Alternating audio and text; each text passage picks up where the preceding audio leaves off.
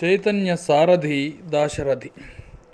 తెలంగాణ ప్రజల కన్నీళ్లను అగ్నిధారగా మలిచి నిజాం పాలన మీదికి ఎక్కుపెట్టిన మహాకవి దాశరథి.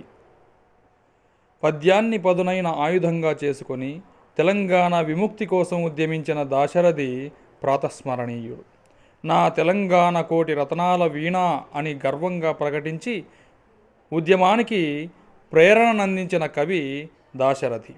నా గీతావళి ఎంత దూరము ప్రయాణంబవునో అందాక ఈ భూగోళంబున కగ్గిపెట్టెదనన్న చైతన్య సారథి దాశరథి కృష్ణమాచార్య.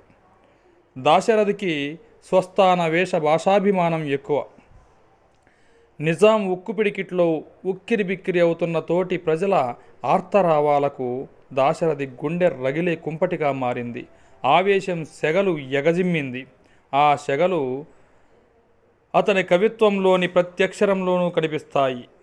ఓ నిజాము పిశాచమా, కానరాడు నిన్ను బోలిన రాజు మాకెన్నడేని అని జైలు గోడలపై బొగ్గుతో రాసిన ధీరుడు.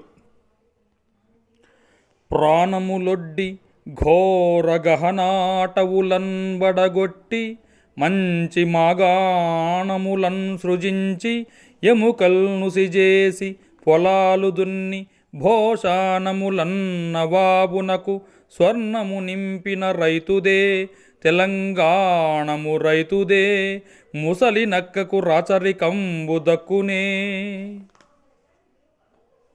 ఆ రోజుల్లో నిజాం నవాబును పిశాచమనడం, ముసలి నక్క అనడం, మా నిజాం నవాబు జన్మ జన్మాల బూజు అనడానికి ఎన్నో గుండెలు కావాలి.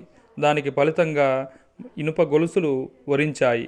నిజామాబాద్ సెంట్రల్ జైల్ నివాస స్థలమైంది.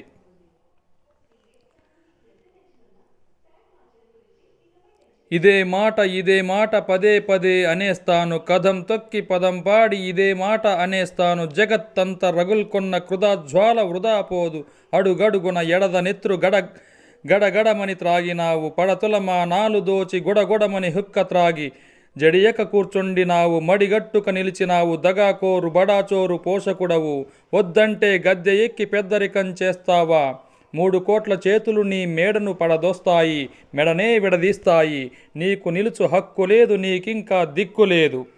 తెలంగాణ ప్రజల స్వాతంత్ర్య ఉద్యమానికి ప్రతిబింబం మన దాశరథి కవిత్వం. దాశరథిలో నిరసన మరింత తీవ్ర రూపం దాల్చింది.